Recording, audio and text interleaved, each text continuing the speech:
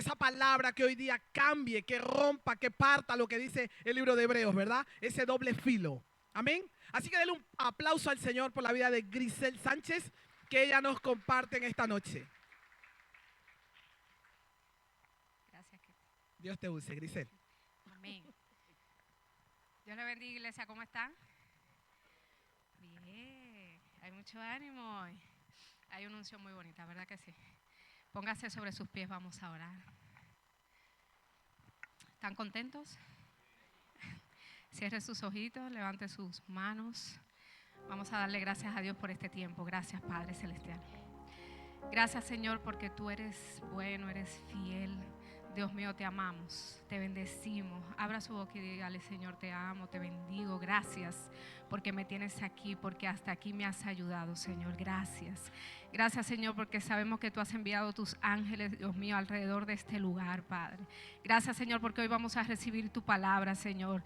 Palabra que vienen, Señor, desde tu trono, Señor. Palabra que cumplen con el propósito para la que es enviada, Señor. Y así yo lo proclamo. Proclamo que somos tierras fértiles, donde la semilla da el fruto al 100%. Yo declaro que somos árboles plantados junto a corrientes de agua, que da su fruto en su tiempo, que su hoja no cae y que todo lo que hacemos en el nombre de Jesús prospera.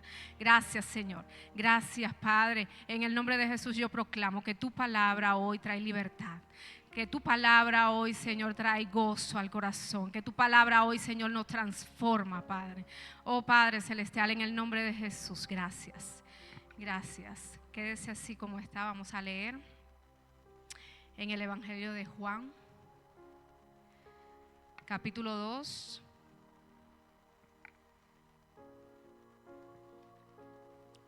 Versículos desde el 1 al 11 dice: Al tercer día se hicieron unas bodas en Caná de Galilea, y estaba allí la madre de Jesús, y fueron también invitados a las bodas Jesús y sus discípulos. Y faltando el vino, la madre de Jesús le dijo: ¿No tienen vino? Jesús le dijo: ¿Qué tienes conmigo, mujer? Aún no ha venido mi hora. Su madre dijo a los que servían: Haced todo lo que os dijere. Y estaban allí 6 tinajas de piedra para agua, conforme al rito de la purificación de los judíos, en cada una de las cuales cabían 2 o 3 cántaros. Jesús le dijo: llenad las tinajas de agua, y las llenaron hasta arriba. Entonces les dijo: sacad ahora y llevadlo al maestresala, y se lo llevaron. Cuando el maestresala probó el agua hecha vino, sin saber él de dónde era, aunque lo sabían los sirvientes que habían sacado el agua, llamó al esposo y le dijo: todo hombre sirve primero el buen vino, y cuando ya han bebido mucho, entonces el inferior. Mas tú has reservado el buen vino hasta ahora. Dígale a alguien: el mejor vino es para el final. Tome asiento, iglesia. Este fue el principio de señales.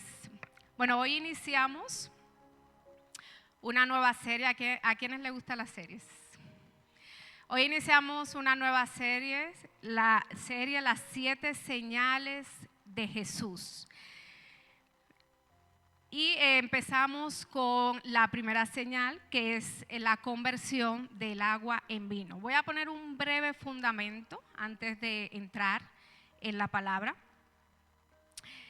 La Biblia registra 4 evangelios, empezando por Mateo, seguido de Marcos, continúa con Lucas y finalmente con el Evangelio de Juan, que es el evangelio que vamos a estar viendo en las siguientes semanas. Cada evangelio relata la vida de Jesús y cada autor pues la relata desde su perspectiva de cómo lo vivió, lo relata en el contexto también al que le tocó compartir o predicar la palabra en ese momento, ¿no? en ese tiempo. Y de acuerdo a la perspectiva que cada uno le tocó vivir al lado de Jesús. Curiosamente, en los 4 evangelios no aparece la palabra milagro como tal, sino señales. La palabra señal quiere decir un indicio de, es decir, es más que un milagro. O sea, quiere decir que es como un punto de partida donde viene o va a venir algo mejor. Es una señal de que nos está diciendo de que estamos probando algo, pero que va a venir algo muchísimo mejor. Así que dile a alguien, lo mejor está por venir. O sea, lo que nosotros entendemos por milagro como tal, que es cuando ocurre una transformación en la vida de alguien, que ocurre pues un cambio en su salud, de repente una provisión sobrenatural. Lo que nosotros llamamos milagro, los evangelios lo llaman como una señal, o sea, un indicio de que esto que está ocurriendo no es nada para lo que viene. Así que yo creo que eso es una esperanza para nosotros, porque el Señor nos está diciendo el mejor vino es para ahora, para el final. O sea, lo mejor que Dios tiene lo vamos a vivir esta generación. Lo vamos a estar viviendo. Así que yo creo que en esta serie se va a desatar la unción de milagros. Así que venga siempre con expectativa, porque cuando tenemos esa expectativa, aumentamos la fe. Y cuando aumentamos la fe, tenemos apertura para que el Espíritu Santo haga lo que sea en nuestra vida. Y Jesús se lo dijo a Natanael, le dijo, cosas mayores verás. Le dijo, Natanael, ¿tú crees? O sea, me estás diciendo que tú crees que yo soy el Hijo de Dios porque simplemente te dije que debajo de la higuera te vi, cosas mayores vas a ver. Así que dile a alguien, cosas mayores vas a ver. Jesús lo dijo, el que creyere en mí, en Marcos lo dice, capítulo 16, dice, y estas señales seguirán a los que creyeren. En mi nombre echarán fuera demonios, hablarán nuevas lenguas, quitarán serpientes, y si bebieren cosa mortífera no les dañará. Sobre los enfermos pondrán sus manos y se sanarán. Así que las señales son pequeños indicios de que cosas grandes el Señor va a hacer. Así que yo declaro en el nombre de Jesús que esa unción de milagros, de maravillas, de prodigios y de señales se desata en este lugar. Amén. Así que vamos a hablar del libro de Juan. Juan empieza su relato rompiendo la mentalidad de los judíos, que estaban muy influenciados por la cultura griega. Y Juan empieza hablándole a los judíos, diciéndole el verbo, porque claro, los judíos entendían que el razonamiento filosófico era la verdad. El razonamiento filosófico para los judíos, que estaban muy influenciados por la cultura griega, para ellos la palabra, lo que era la palabra como tal, la literatura, los relatos filosóficos, era lo que iba a misa, ¿no? Era lo que, la verdad, era lo que le guiaba a ellos. Y por eso Juan empieza su evangelio, el evangelio, hablándoles del verbo. Y le dice, en el principio era el verbo refiriéndose a Jesús. Y le está diciendo, el verbo, que es Jesús, estaba en el principio. Él estaba preparando el camino al Mesías, porque estaba a punto el Señor de iniciar su ministerio. Porque a raíz de ahí, entonces iban a empezar a desatar las señales. Por eso pongo este breve fundamento, ya voy para el milagro. Dice, en el principio era el verbo, y el verbo era con Dios. O sea, estaba con Dios, con el Creador. Y el verbo era Dios. O sea, Él estaba con Dios, pero Él también es Dios. Este era en el principio con Dios. Todas las cosas por Él fueron hechas, y sin Él nada de lo que ha sido hecho fue hecho. O sea, le estaba diciendo a los judíos, el verbo, o sea, la palabra hecha carne, que es lo que ustedes entienden, le estoy hablando en su lenguaje, el verbo hecho carne es Dios. Él estaba en el principio, Él está ahora y Él estará en el final. Él es todo. Seguido de esto, que Juan empieza con ese discurso, entonces hace acto de presencia el Señor. Juan bautizando, el Señor de repente hace acto de presencia. Juan nunca había visto a Jesús. Sin embargo, él reconoció que era Dios. Y desde lejos le dijo, he ahí el Cordero que quita el pecado del mundo. Y Jesús accedió, fue bautizado, y a partir de que fue bautizado, ahí inicia su ministerio. Jesús empieza a reciclar, si se me permite la palabra, o a elegir sus discípulos. Empieza a reciclar sus discípulos para él conformar su ministerio. Habían pasado solo 3 días y lo invitan a una boda. 3 días tenía Jesús en su ministerio, recién empezando. Ahora vamos a leer Juan 2.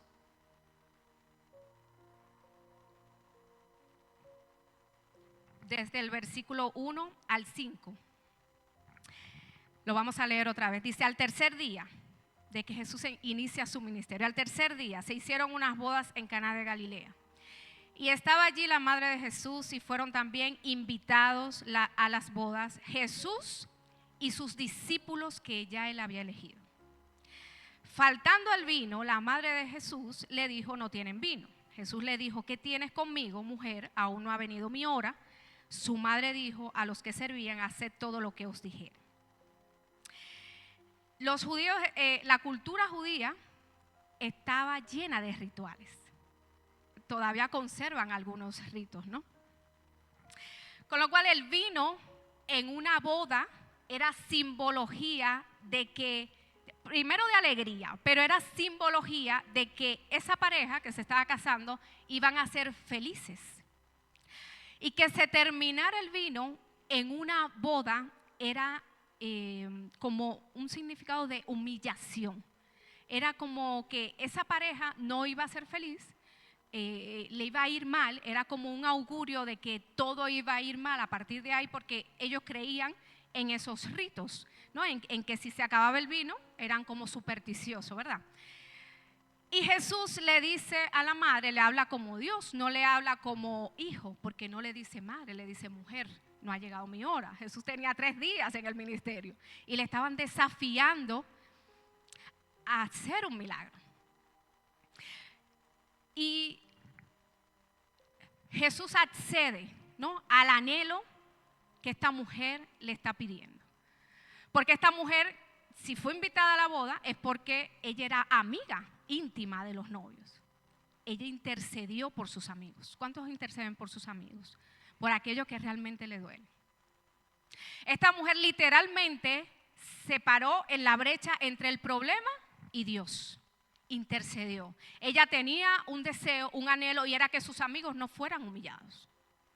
Porque el Señor no solo le interesa hacer un milagro en nuestra salud o un milagro de provisión. Él también te quiere librar de la humillación. Él también te quiere librar de que estés en una baja vibración de emociones negativas, que es donde el diablo quiere someter al pueblo. Porque cuando el diablo te tiene en humillación y en vergüenza, te quita la energía, te quita la fuerza, te quita el ánimo para tú seguir avanzando. Cuando una persona está en miedo, está en vergüenza, está en humillación, está en tristeza constantemente, esa persona no tiene ganas de seguir caminando. Esa persona no tiene ganas de seguir avanzando. Así que Jesús se hizo consciente de esta situación. Porque no es solo quitarte la dolencia del cuerpo, no es solo proveerte lo que tú necesitas, también es quitarte la vergüenza. Porque eso fue lo que hizo Jesús en la cruz. Él nos quitó la vergüenza que veníamos arrastrando del pecado y nos elevó a una nueva vibración, que es la vibración del gozo de Dios, que es lo que nos da la fuerza para poder seguir. Así que María intercede, se para en el medio del problema y le pide a Dios que le conceda el anhelo de su corazón, que era que trajera, o sea, que convirtiera el agua en vino, o sea, que trajera la provisión de vino, simbología de alegría y gozo en esa boda de sus amigos. Que le evitara la humillación y la vergüenza.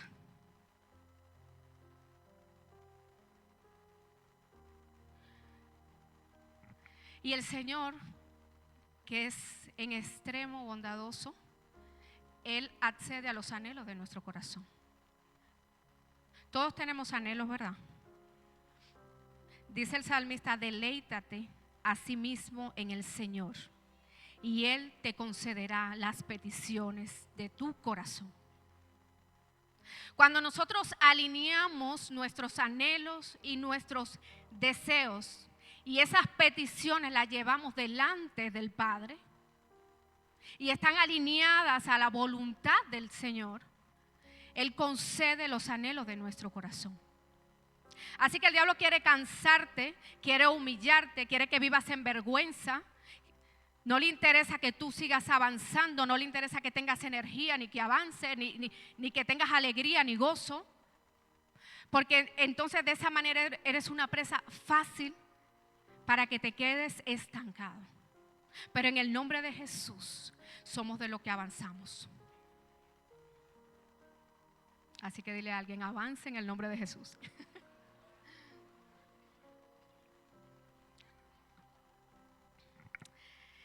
Versículo 6 dice: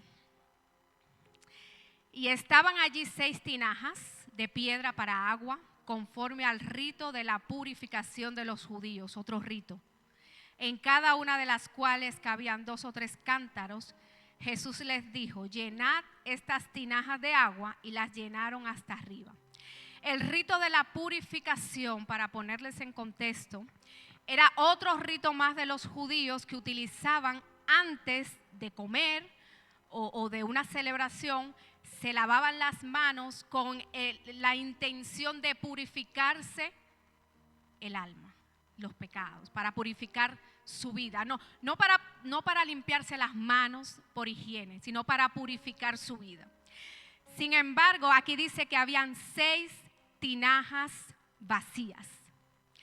6 es el número que representa a la humanidad, que representa el hombre. Dice Génesis 1 a partir del versículo 26 que el Señor creó al hombre en el día sexto. Con lo cual el 6 representa a la humanidad del hombre, el error que cometemos como humanos, la imperfección que tenemos como humanos. Sin embargo, aquí dice que esas 6 tinajas estaban vacías. Y Jesús mandó a que las llenaran, porque Él es el único que puede llenar nuestras vidas. Nosotros somos como tinajas, sin Dios somos como tinajas vacías. Habían 6 tinajas vacías. O sea, el hombre vacío no es nada. Lo único que trae una tinaja vacía, o sea, una persona sin Dios, es precisamente la humillación y la vergüenza. Y dice la palabra en Génesis que el Señor al 7º día reposó. Ese reposo, que es la parte divina, esa parte espiritual, esa parte que llena y que viene a traer plenitud a nuestras vidas, es lo que nos complementa. Porque Jesús es nuestra plenitud. Y aquí dice que Jesús mandó a que llenaran las vasijas. Y no que simplemente la llenaran, que la llenaran hasta arriba. ¿Cuánto quieren llenarse a plenitud del Espíritu? Porque eso es lo que nos va a ayudar para continuar, para poder seguir. Si no buscamos esa llenura del Espíritu, no podemos.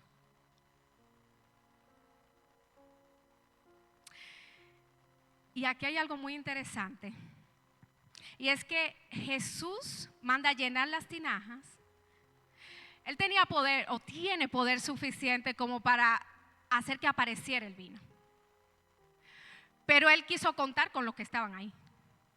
Él involucró los hombres que estaban ahí en el milagro que estaba haciendo. Porque eso es lo que hace Dios con nosotros. Él quiere involucrarnos. Dios puede hacer milagros. Él puede meterse en el hospital, Él solo, y darle sanidad a todo el que está allí en el hospital.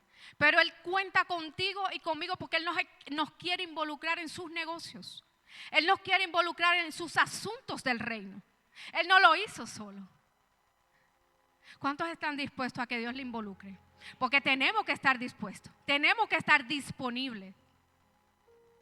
Y aquí dice que Jesús le dijo, le dio una orden a estos hombres y le dijo, vayan, llenen estas tinajas de agua y llénenlas hasta arriba. O sea, llénense hasta arriba, yo estoy con ustedes. Yo soy el que hace el milagro. Yo soy el que está con ustedes. Yo soy el que les dirijo, el que les digo cómo tienen que hacer las cosas y soy el que les llena y trae plenitud a sus vidas. Eso es lo que hace Jesús en nuestra vida. Él trae esa plenitud. Aquello que nos falta, lo estuvimos cantando, lo vamos a cantar al final.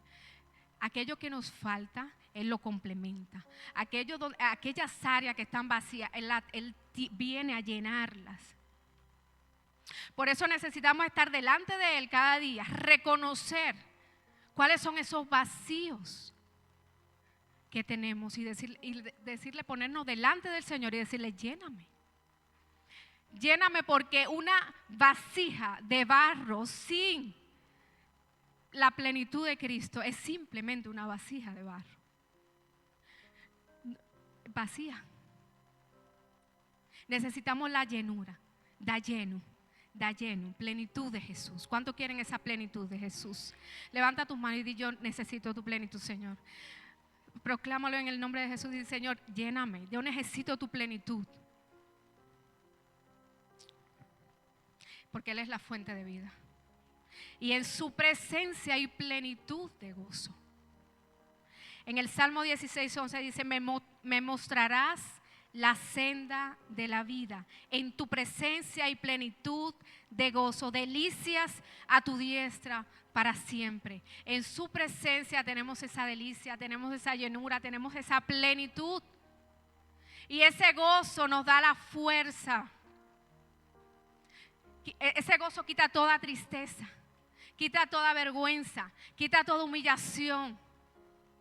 Hay gente que no avanza porque siguen en la acusación del diablo.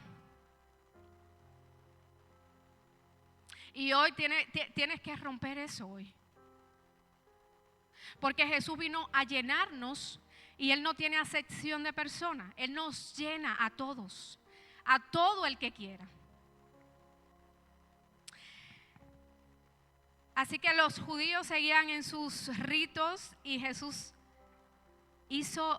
apareció en escena, hizo un milagro y a partir de ahí, como decía en días pasados, se convirtió en otra versión Jesús. En Colosenses 2, del 8 al 10 dice: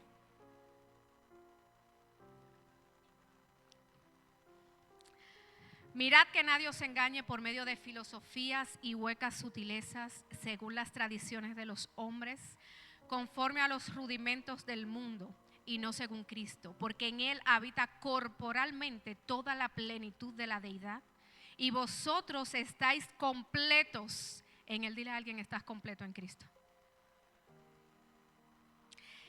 Él es la cabeza de todo principado y potestad.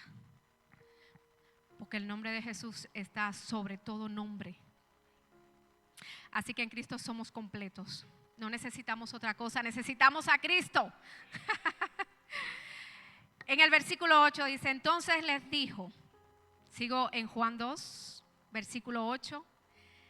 Entonces les dijo, sacad ahora y llevadlo al maestresala, y se lo llevaron. En el versículo 9 dice, cuando el maestresala probó el agua hecha vino, sin saber él de dónde era, aunque lo sabían los sirvientes. ¿Quiénes lo sabían? Que habían sacado el agua. Llamó al esposo. Los que están cerca de Jesús, sirviendo a sus propósitos, sirviendo en el reino, sirviendo junto con Él, trabajando con Él, son los que se enteran de lo que Dios quiere hacer. El maestresala no se enteró de dónde salió el vino. Él sabe que ese vino era el mejor que había probado, pero él no sabe cómo ocurrió. Sin embargo, los sirvientes sí sabían, porque viene la revelación cuando tú estás cerca del Señor. Cuando estamos sirviendo con Dios en el reino, se nos abren los sentidos. Porque Él está ahí cerca, nos está hablando, se nos abren los oídos, se nos abren los ojos espirituales. Se quita todo estupor. Se nos abre el entendimiento, de repente se nos descodifica la palabra y empezamos a ver las cosas de Dios desde otra perspectiva, desde los ojos de Jesús. Porque los sirvientes lo vieron que el agua Jesús la convirtió en vino, lo vieron, lo palparon en ese momento. Fueron partícipes en primera persona de lo que Dios hizo. ¿Quiénes quieren ser en primera persona los partícipes de los milagros de Jesús, de sus señales, de sus milagros? Porque todos los que creen en Él, estas señales le van a seguir. La palabra dice que si usted cree, usted ora por un enfermo y ese enfermo se sana. En el nombre de Jesús. Si usted cree, lo dice la palabra. Voy terminando. Puede ir subiendo el equipo de alabanza si pueden. En el versículo 10 dice, y le dijo, todo hombre sirve primero el buen vino y cuando ya han bebido mucho, entonces el inferior. Mas tú has reservado el buen vino hasta ahora. Ese buen vino es para el remanente.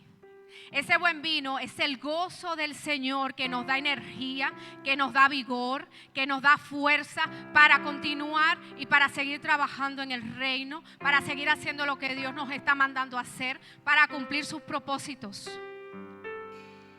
Porque la palabra fortaleza, además de fuerza, significa atrevimiento y valor. El gozo es fortaleza y fortaleza significa atrevimiento y valor. Y Dios nos está diciendo el mejor vino para el final, para que sean atrevidos, para que sean valientes, para que hagan aquello que yo les mando a hacer. Así que póngase sobre sus pies y vamos a declarar esta palabra en esta canción.